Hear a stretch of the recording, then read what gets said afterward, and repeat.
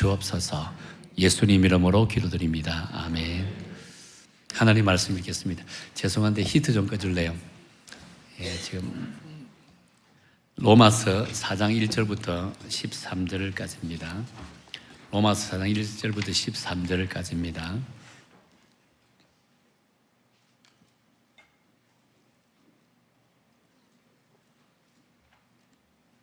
사장 1절부터 13절까지 한 절씩 교독합니다. 제가 먼저 하나님의 거룩하신 말씀 읽겠습니다. 그런즉 육신으로 우리 조상인 아브라함이 무엇을 얻었다 하리요?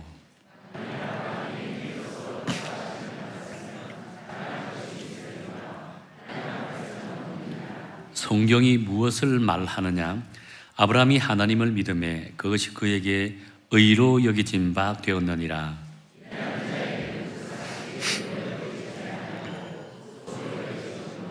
이를 아니할지라도 경건하지 아니한 자를 의롭다 하시는 이를 믿는 자에게는 그의 믿음을 의로 여기시나니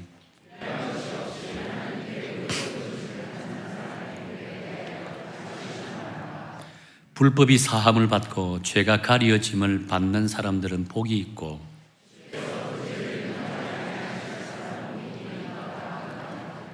그런즉 이 복이 할례자에게느냐 혹은 무할례자에게도냐 무릇 우리가 말하길 아브라함에게는 그 믿음이 의로 여겨졌다 하노라.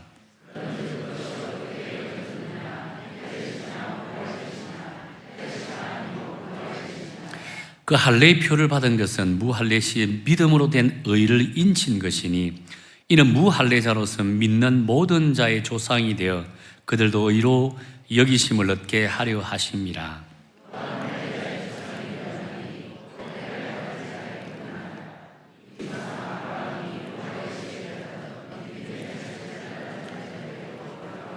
같이 읽겠습니다. 아브라함이나 그 후손에게 세상의 상속자가 되리라고 하신 언약은 율법으로 말미암아 온 것이 아니요 오직 믿음의 의로 말미암아 온 것이니라. 아멘.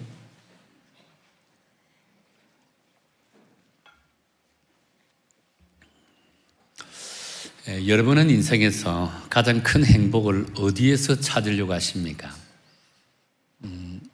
물질인가요? 아니면 가족입니까? 아니면 요즘 이 젊은이들이 유행하는 여행이나 레포츠를 통해서 행복을 누리려고 생각하십니까?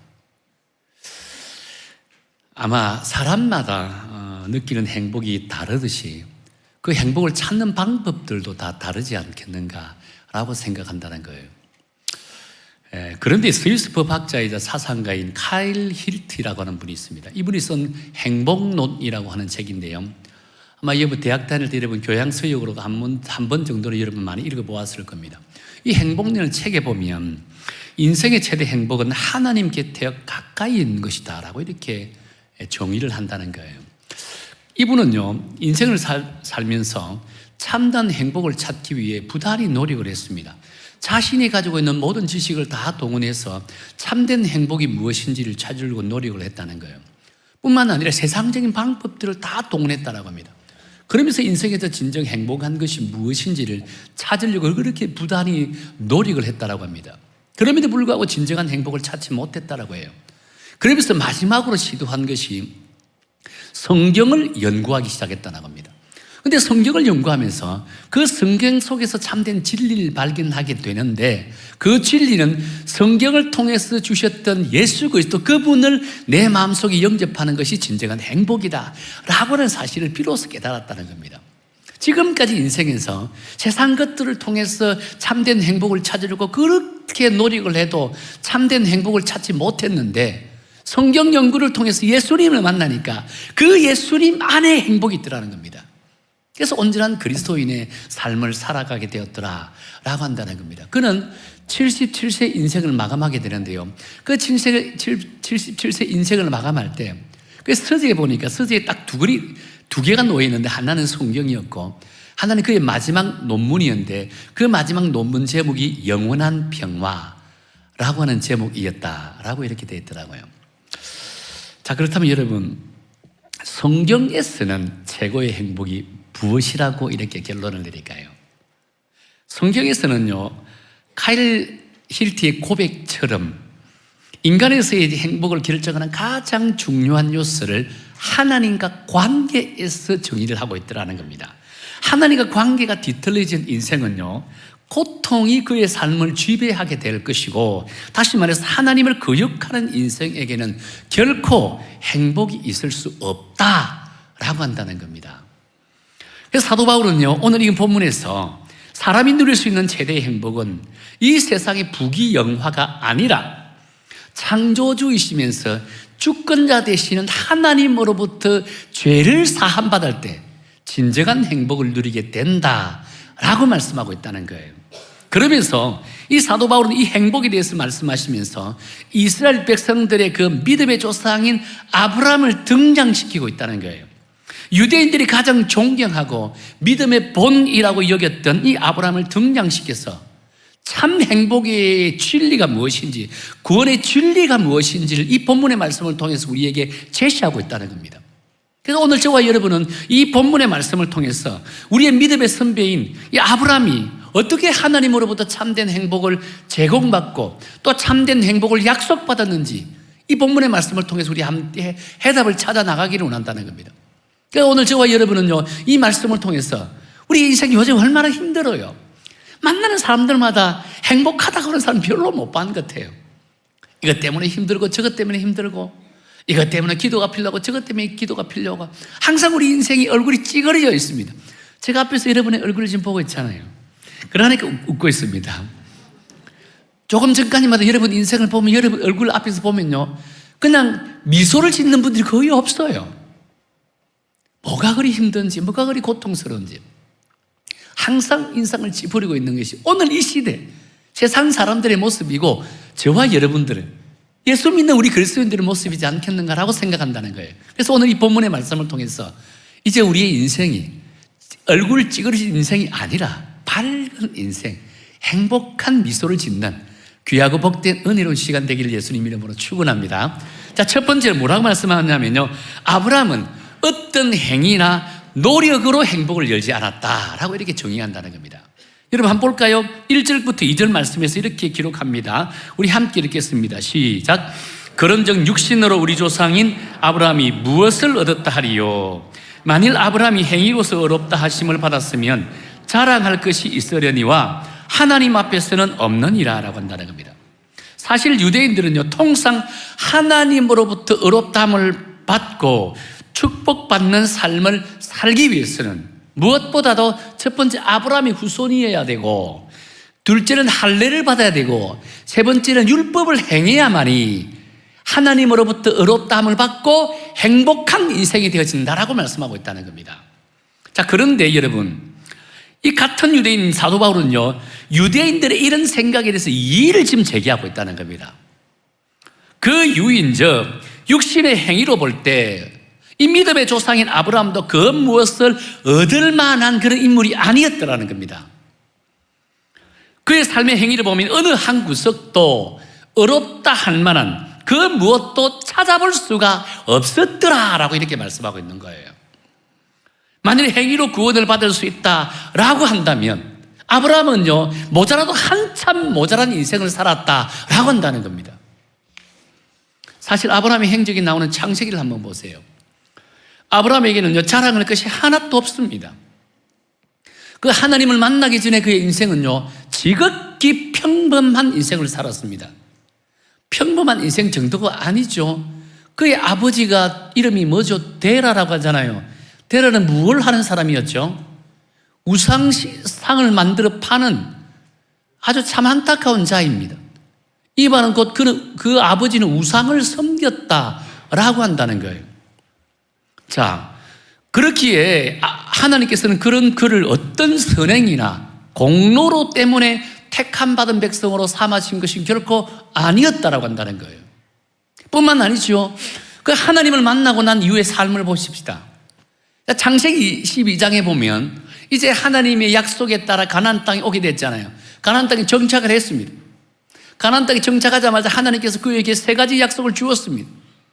그 세 가지 약속이 어떤 약속이 얼마나 귀하고 복된 약속입니까? 땅에 대한 약속을 주었습니다. 그 땅에서 풍성함을 삶을 누리겠다라고 하셨잖아요. 큰 민족을 이루겠다라고 했습니다. 그곳에서 큰 민족을 나라를 이룬다는 겁니다. 뿐만 아니죠. 너의 자손 가운데 메시아가 태어날 것이다. 이 약속까지 주었다는 겁니다. 그래서 그 땅을 지키라고 했다는 겁니다.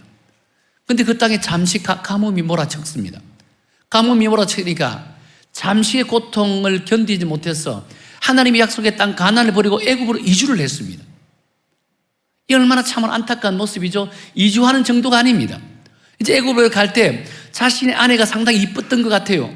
그래서 애굽 사람들이 자신의 아내를 취하기 위해서 자기를 죽일까 봐 자신의 아내를 내 아내가 아니라고 이야기하고 누이라고 이야기했잖아요. 정말 황당한 사건이 벌어집니다. 이때는 분명 아브라함이 하나님을 만났을 때입니다. 하나님께서 아브라함에게 약속했잖아요. 내가 너와 영원히 함께할 것이고 동행해 주시겠다라고 하는 약속의 말씀을 주었습니다. 여러분, 함께하고 동행한다는 것은 무엇을 의미죠? 하나님은 어떤 분입니까? 전지전능하신 능력의 하나님이십니다. 그 하나님이 우리와 함께하겠다. 그 하나님이 우리와 영원히 함께하겠다. 동행해 주겠다 했다는 겁니다. 그렇다면 하나님의 천군 천사가 이 아브라함과 함께한다는 겁니다. 무엇이 두려울까요? 그럼에도 불구하고 자신이 살겠다고 사람이 두려워서 자신의 아내 사라를 누이라고 속이는 해서는 안 될 안타까운 죄를 범하고 말았다는 거예요. 여러분, 이렇게 인간적으로 연약함을 가졌던 이 아브라함이요, 어찌 자신의 행위로 하나님으로부터 축복받는 자, 의롭다 칭함을 받는 자가 될 수가 있을까요? 그렇지만 하나님께서는요, 이런 아브라함을 택하셔서 축복받는 조상, 믿음의 조상으로 세워주셨다는 겁니다. 이 얼마나 하나님의 놀라운 뜻과 섭리와 기적이지 않겠습니까? 오늘 저와 여러분은 어떻습니까? 오늘 저와 여러분 예수님을 통해 의롭다 칭함을 받은 정말 하나님으로 존귀한 하나님의 자녀입니다. 그런데 여러분은 하나님으로부터 의롭다 칭함을 받고 하나님의 자녀로 세움을 받은 여러분은 인생을 돌아보십시오. 어떤 인생을 살고 있다라고 생각합니까? 정녕 하나님의 자녀로서 온전한 삶을 살고 있다라고 스스로 자부할 수 있을까요? 여러분이 하나님으로부터 부름을 받기 전에 어떤 삶을 살았습니까? 도덕적으로 윤리적으로 완벽하다고 살았습니까? 도덕적으로 윤리적으로 완벽하게 살았기 때문에 하나님의 자녀로 부름을 받았다라고 생각할 수 있을까요? 천만의 말씀요. 오히려 세상 사람들보다 더 추한 인생을 살았습니다. 악한 삶을 살았다는 겁니다. 그럼에도 불구하고 하나님이 우리를 긍휼히 여겨주셔서 우리를 하나님의 자녀로 불러주시고 예수 그리스도의 보혈의 공로를 통해 의롭다 칭해 주셨다는 겁니다. 이것이 하나님의 은혜라고 할 수 있다는 겁니다. 자, 그렇다면 여러분, 하나님께서 아브라함에게 아무런 기대함이 없어요. 이렇게 축복받는 백성으로 삼아주셨을까요? 여기에 대해서 창세기 15장에 보면 어느 정도 하나님의 뜻을 발견할 수 있다는 겁니다. 이때는 아브라함이 약속의 땅 가나안에 들어온 지도 벌써 15년이라는 시간이 흘렀습니다. 그런데 그에게는 아직 후사가 없었습니다. 창세기 12장에 하나님께서 약속의 땅 가나안에 갔을 때 그에게 어떤 약속을 주었다 했죠? 너로 말미암아 큰 민족을 이루겠다라고 한 약속을 주었잖아요. 그런데 15년이라는 세월이 흘렀음에도 불구하고 아직 후사가 없습니다. 아브라함에게는 믿음의 자녀가 없다는 겁니다. 그런데 어떻게 하나님의 약속인 큰 민족을 이룰 수 있을까요? 아마 아브라함은 15년 동안 자신에게 후사가 없었으니까 참담한 심경일 겁니다. 그리고 한편으로는 하나님에 대한 불신적인 마음을 가지지 않았을까요? 자, 그럴 때 하나님이 아브라함을 찾아오셨습니다. 그러면서 그날 밤이었습니다. 한밤중에 하나님이 찾아오셨다는 겁니다. 아브라함을 밖으로 불러냅니다. 불러내서 하늘을 우러바랍니다. 하늘을 우러보니까 여러분, 얼마나 맑은 하늘에 별이 얼마나 많겠습니까? 수많은 별들이 항운 반짝반짝거리고 있는 거예요. 그러시면서 하나님의 말씀이 봐라, 저 하늘의 수많은 별들처럼 앞으로 너희 자손들도 하늘의 별처럼 많을 것이다 라고 했다는 겁니다. 곰곰이 생각해 보세요. 나이 80입니다. 자식 하나 없는 사람에게 어떻게 하늘의 수많은 별들처럼 큰 민족을 이룰 수 있을까요? 이 말씀은 도무지 믿을래야 믿을 수 없는 그런 말씀입니다. 여러분 쉽게 믿어질 수 있을까요? 오늘 죄송합니다. 우리 어르신 가운데 80이 되시는 어르신들이 아마 이 가운데 계실 거예요. 하나님 찾아오셔서 그 어르신에게 앞으로 너로 말미암아 큰 민족을 이루어 주실 것이다라고 한다면 그 마음이 가슴에 와닿을까요? 아마 쉽지 않을 겁니다. 자, 그런데 여러분, 아브라함의 반응이 어떨까요? 아브라함의 반응이 창세기 15장 5절에 보면 하늘을 우러러 무뼈를 셀 수 있나 보라, 그에게 이르시되 내 자손이 이와 같으리라 했거든요. 이 말씀에 대한 아브라함의 반응이 바로 뒤에 나옵니다. 6절에 보면 15장 6절에 이렇게 말씀합니다. 아브라함이 여호와를 믿으니, 여호와의 말씀을 믿으니 그 다음에 여호와께서 그를 의로 여기신다라고 했다는 겁니다. 아브라함이 하나님의 말씀을 믿었다는 겁니다. 어떻게 보면 정말 이게 있을 수 없는 그런 말이라고 할 수 있잖아요. 그럼에도 불구하고 아브라함은 하나님의 말씀을 믿었다라고 한다는 겁니다.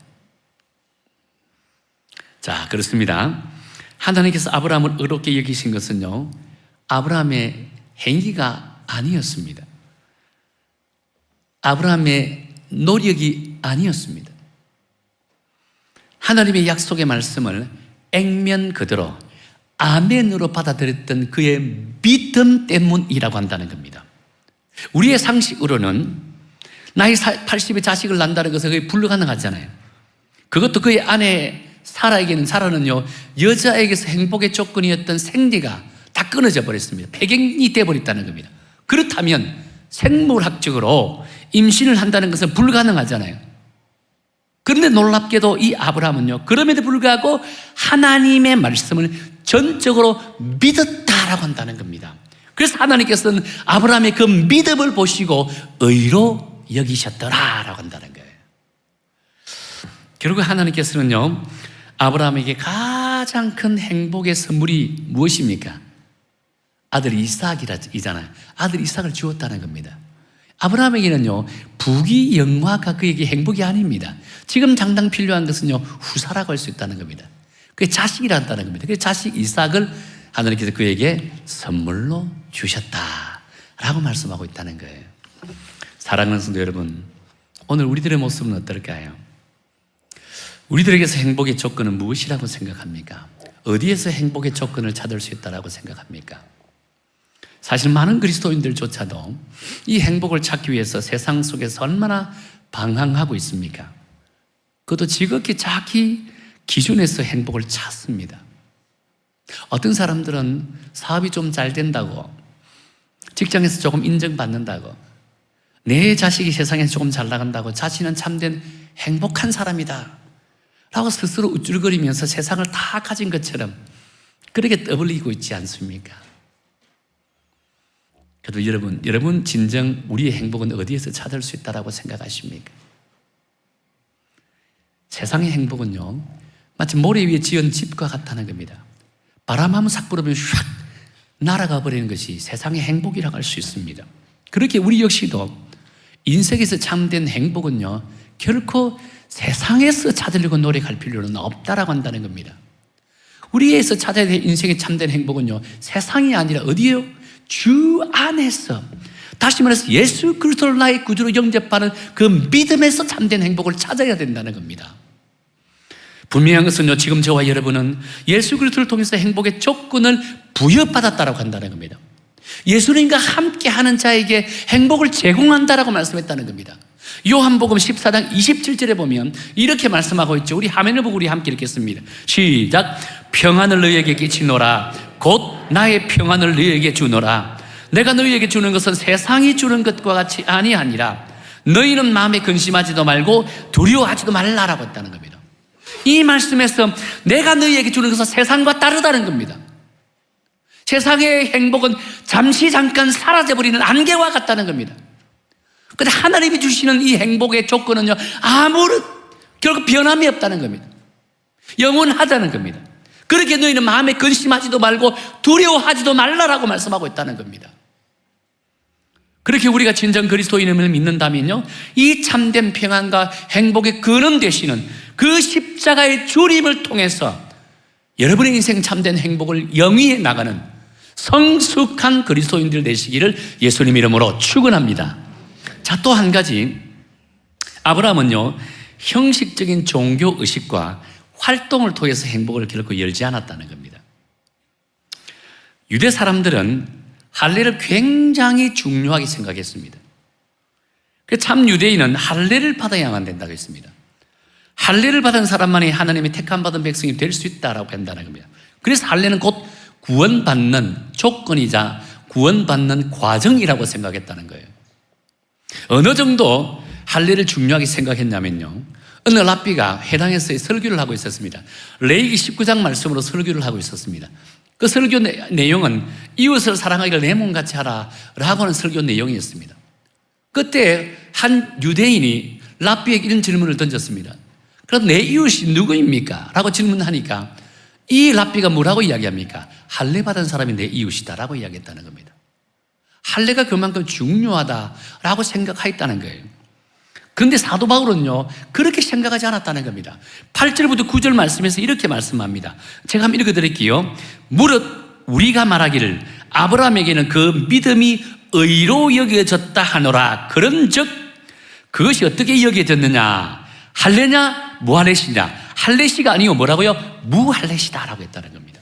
사실 아브라함은 할례 받기 훨씬 이전에 의롭다함을 받았다는 겁니다. 구원받았다는 거예요.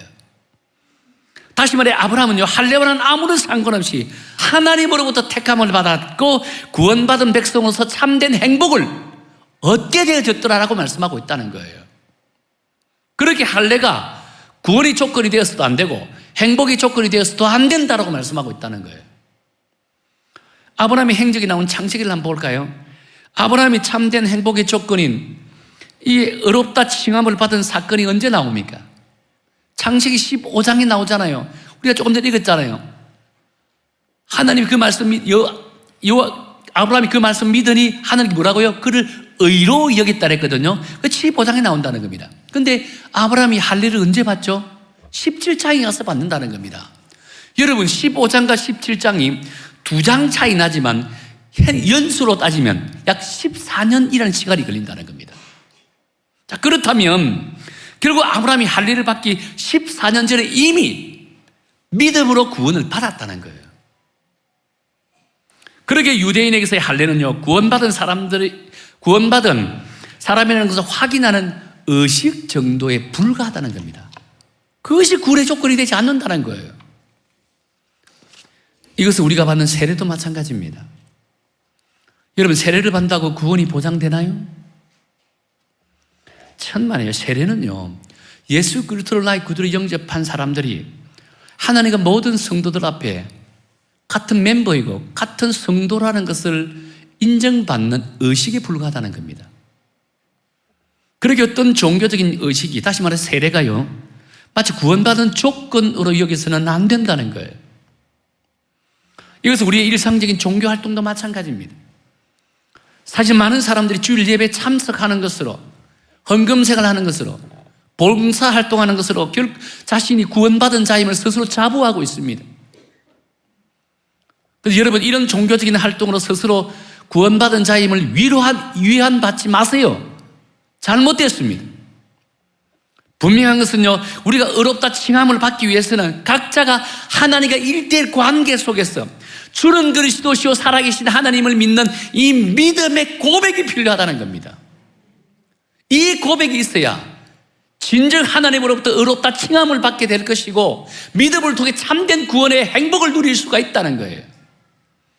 근데 많은 분들이 조상 때부터 믿어왔기 때문에, 내 아내가 열심히 믿음 생활하기 때문에, 나를 위해서 열심히 기도하기 때문에, 우리 부모님이 교회에서 오래전부터 교회에서 믿음 생활 잘하고 중직자이기 때문에 나는 덤으로 구원을 받을 수 있을 것이다 라고 생각하는 사람들도 종종 있다는 거예요. 그래서 나는 예배 생활에 그렇게 충실하지 않아도 된다는 겁니다. 굳이 교회 나갈 필요가 없다는 거예요.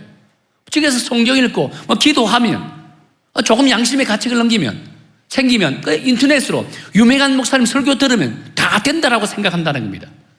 왜냐하면 자신들은 교회가 어떤 곳인지 너무 어릴 때부터 너무 잘 안다는 겁니다.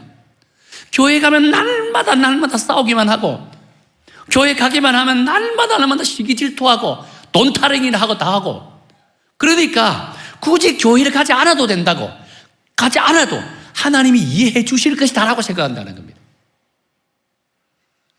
여러분, 이런 생각도 대단히 영적인 교만입니다. 지극히 자기 관점에서 교회를 이해하고 자기 관점에서 교회를 생각하는 것이 대단히 영적인 교만이라고 할 수 있다는 겁니다. 여러분, 이런 자가 과연 구원이 있는 자라고, 구원받은 자라고 할 수 있을까요? 참된 행복을 누릴 수 있다고 생각할까요? 자, 그렇다면 여러분에게 이런 질문 한번 드려볼게요. 진정 여러분은 예수 그리스도를 통해서 참된 행복을 누리고 있습니까? 그런 경험을 얼마나 하십니까? 일주일에 한두 번 정도는 예수님을 통해 참된 기쁨을 마음에 누리고 있다고 생각하십니까? 이 질문에 대해서 여러분 가운데 yes라고 한다면 여러분의 구원을 인정합니다. no라고 한다든지 아니면 대답하지 못하는 분들이 있더라면 여러분 스스로 구원을 하면 점검해야 된다는 겁니다. 내가 믿는 예수님을, 내가 가지고 있는 이 믿음이 온전한 믿음인지 스스로 점검해 보아야 된다는 겁니다. 에이, 목사님, 나는 일주일 내내 너무너무 바쁘다 보니까 생각할 겨를이 없습니다. 착각하지 마세요. 생각할 겨를이 없어 예수님 한 번 생각하지 못한다는 그게 온전한 믿음이라고 생각할 수 있을까요? 무엇을 해도 날마다 그 현장 가운데서 우리와 함께 하시는 예수 그리스도 그분이 함께 한다, 이 사실을 인식하고 있는가 인식하지 못한가가 엄청난 차이라고 한다는 겁니다. 인식하고 살아가는 사람들은요, 어떤 상황에 놓였다 할지라도 예수 그리스도 통해서 참된 행복을 누리게 되고 기쁨으로 승리해 나갈 수 있다는 겁니다. 인식하지 못하니까 힘들어요. 인식하지 못하니까 고통스러워요. 불행하다는 겁니다.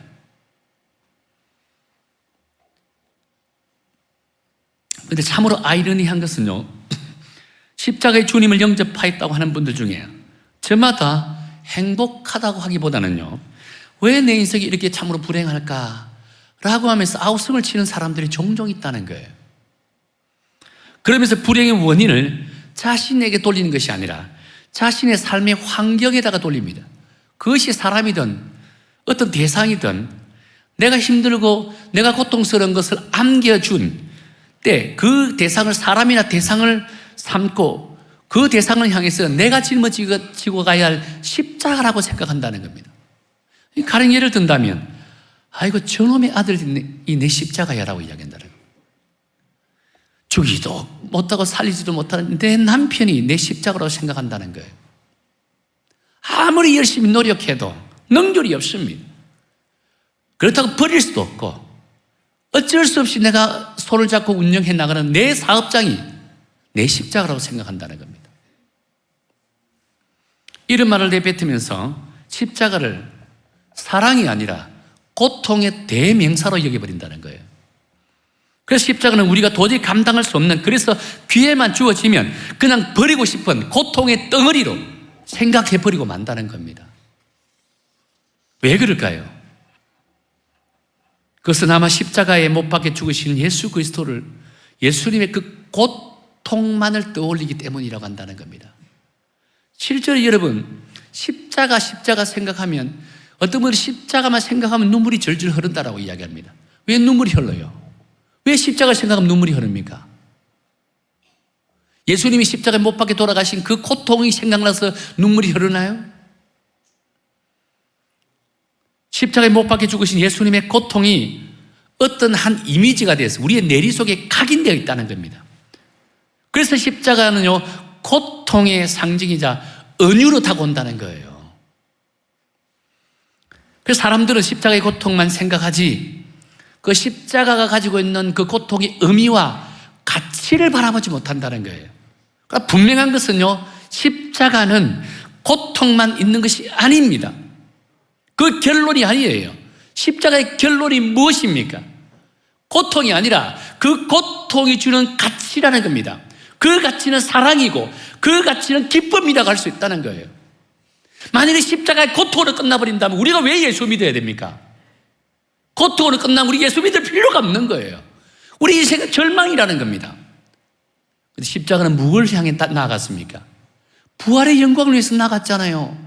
그래서 십자가는요, 우리에게 결론은 뭐라고? 기쁨이요, 우리에게는 사랑이라고 할 수 있다는 거예요. 그래서 우리는요, 십자가를 바라볼 때 항상 우리 기뻐해야 된다는 겁니다. 십자가를 바라보면서 감사해야 된다는 겁니다. 십자가를 바라보면서 우리 행복해야 되는 거예요.